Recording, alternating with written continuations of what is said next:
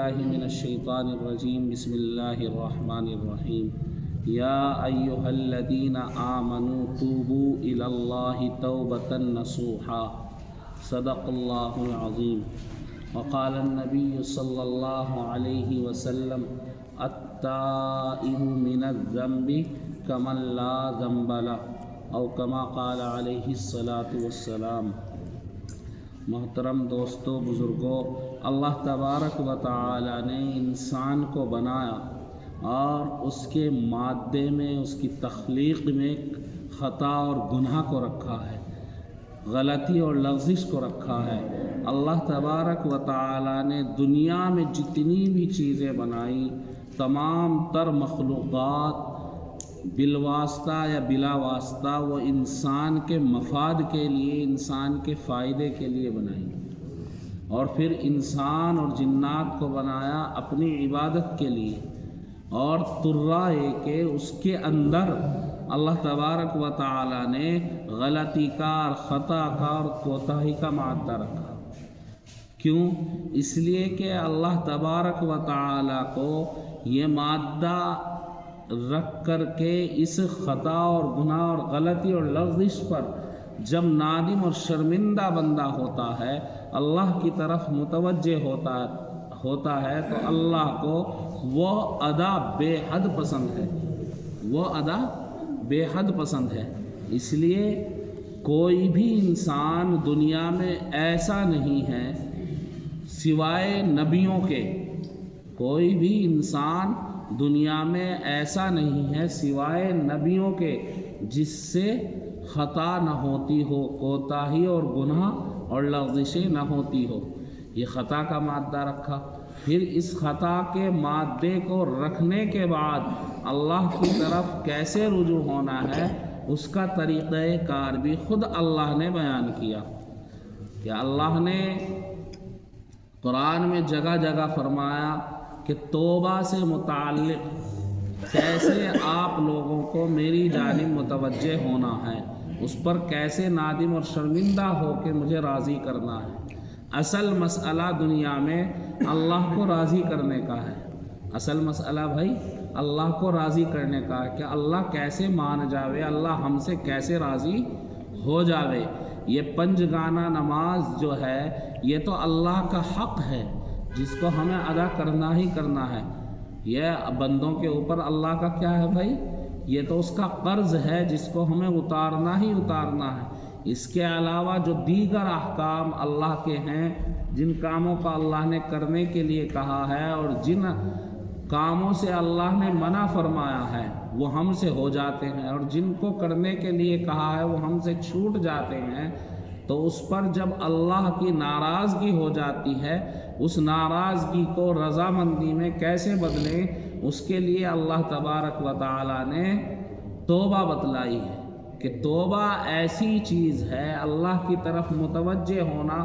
ایسی چیز ہے جس سے اللہ تبارک و تعالی مان جاتا ہے۔ اور توبہ کا سب سے بہترین عبادت اور توبہ کے لیے سب سے بہترین ذریعہ ہے نماز۔ کیا ہے بھائی؟ کہ نماز کے معنی کیا ہے؟ کسی کے رخ کی طرف آگے بڑھ کر حاضر ہونا، کسی کی توجہ کو اپنی طرف مرکوز کرنا، جی کسی سے لو لگانا، نماز کے معنی ہے کسی کی طرف آگے بڑھ کر حاضر ہونا، متوجہ ہونا۔ کہ نماز سے بہترین ذریعہ توبہ کے لیے اللہ کو راضی کرنے کے لیے نہیں ہے۔ اور توبہ کی بڑی فضیلت احادیث میں اور قرآن میں بیان کی گئی ہے۔ جو میں نے قرآن کی ایک آیت پڑھی، اللہ تبارک و تعالی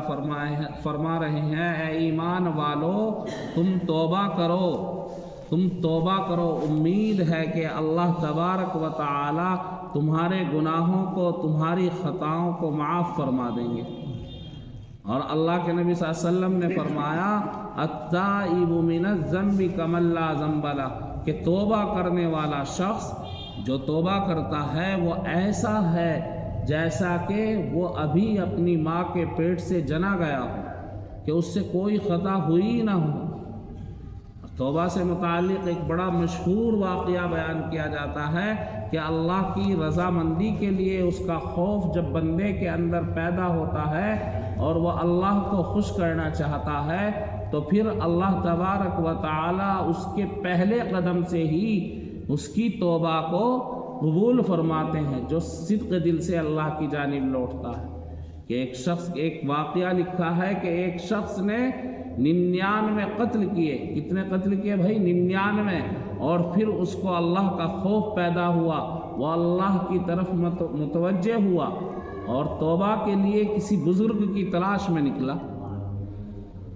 چلتے چلتے چلتے چلتے کہیں اس کو پتہ لگا کہ ہاں فلاں بزرگ ہے، ان کے پاس جا کر کے تو ان سے بیعت ہو جا اور جو ہے توبہ کا طریقہ سیکھ کر کے اللہ کو راضی کر لے۔ اس نے جا کر کے اپنا حال بیان کیا بزرگ کے پاس، تو ان بزرگ نے کہا کہ بھائی تو نے تو بہت بڑے بڑے گناہ کیے ہیں، تو نے 99 قتل کیے ہوئے، تیری توبہ تو شاید ہی قبول ہو۔ تو اس نے تلوار نکالی اور انہیں بھی قتل کر دیا۔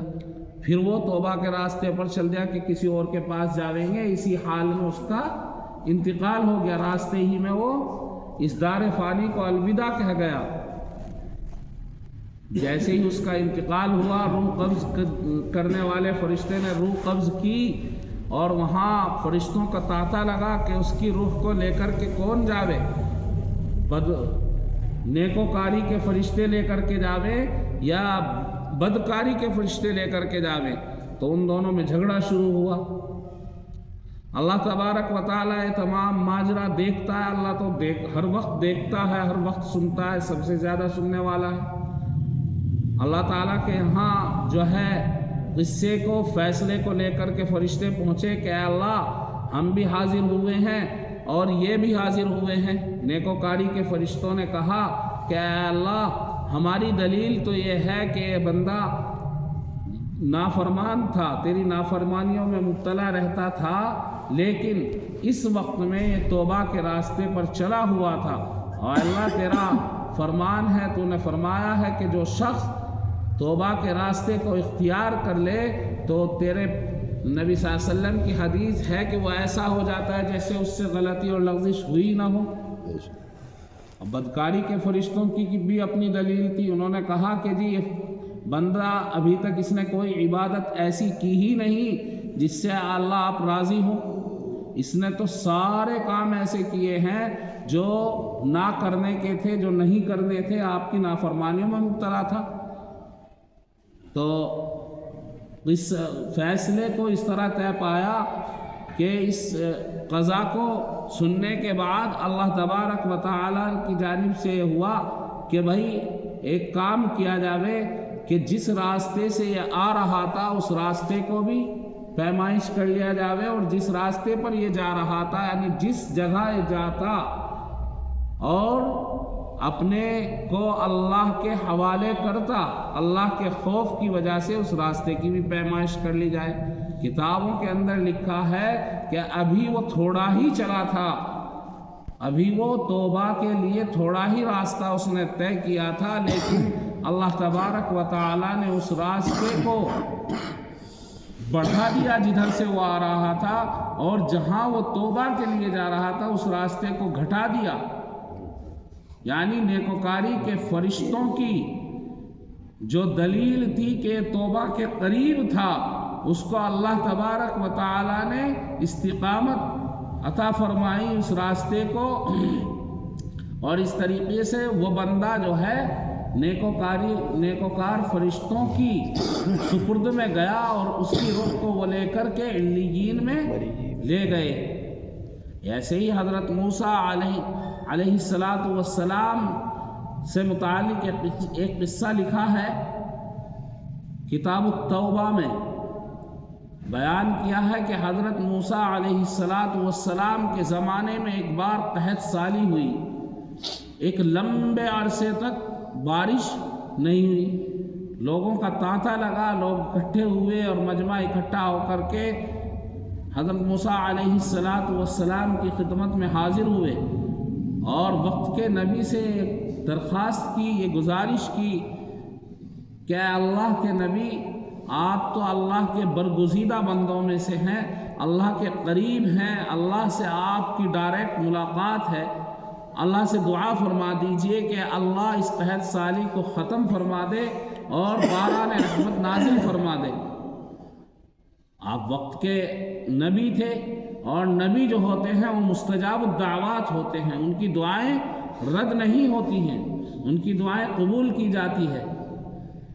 موسیٰ علیہ السلام نے اللہ کے بارگاہ میں ہاتھ اٹھا کر کے ایک بنی اسرائیل کے جتھے کو لے کر کے دعا فرمائی کہ اے اللہ تیری مخلوق پریشان ہے، اور تیری بے زبان مخلوق جو جانور چوپائے ہیں وہ پریشان حال ہیں، چھوٹے بچے پریشان ہیں اور بوڑھے پریشان ہیں، اللہ تو ان کے وسیلے سے، ان کے واسطے سے باران رحمت نازل فرما۔ ایک لمبی دعا کے بعد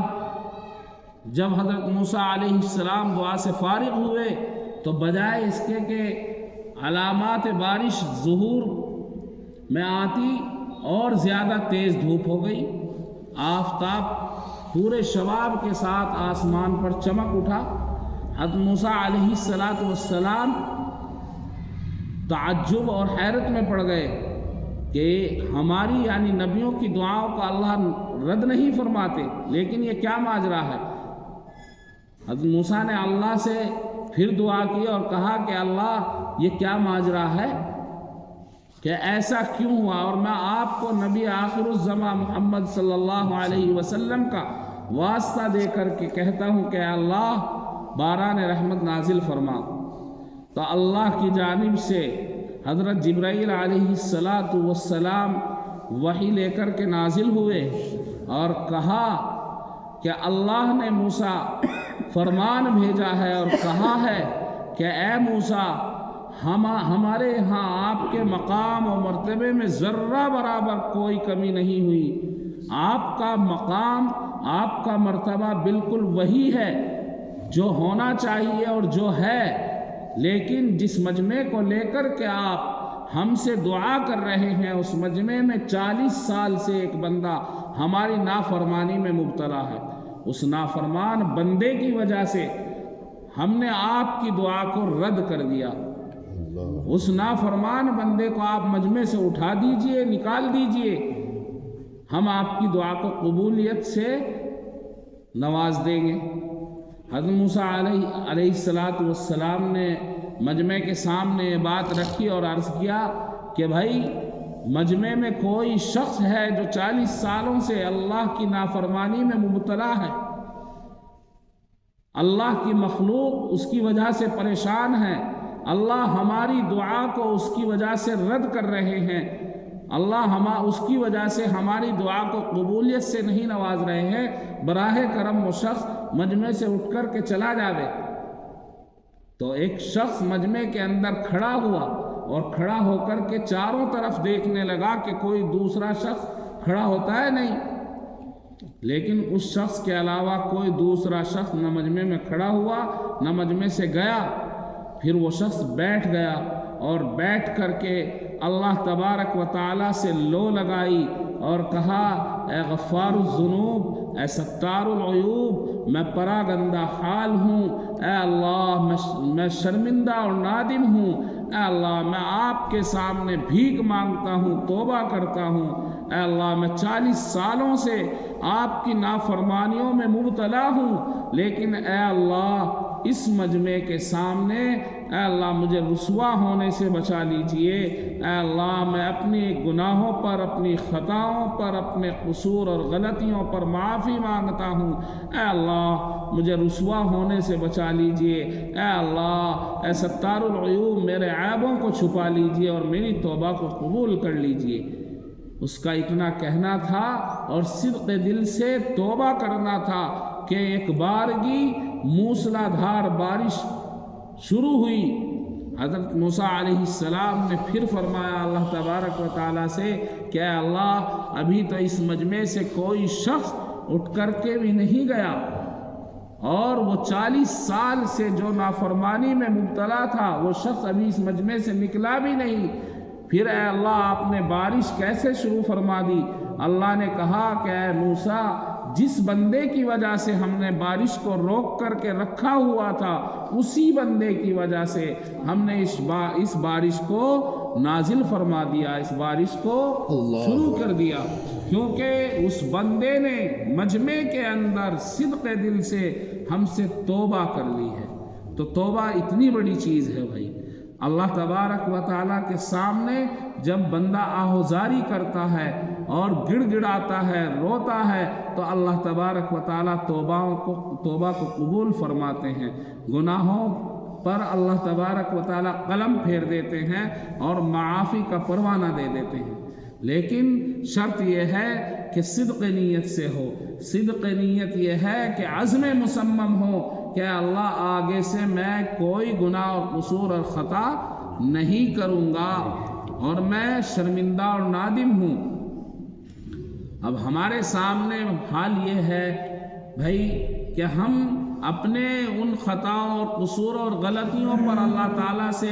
شرمندہ اور نادم ہو جو ہم سے سرزد ہوئی، ہر بندے سے ہوتی ہے، اور جو ہماری بستی کے اندر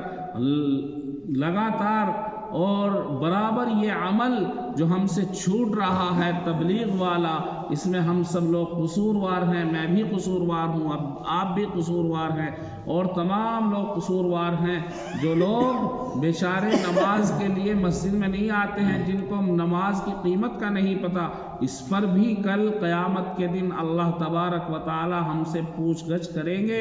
اس کے متعلق بھی ہم سے سوال کیا جائے گا کہ تم خود تو نماز پڑھ لیتے تھے لیکن دوسروں کو نماز قائم کرنے کے لیے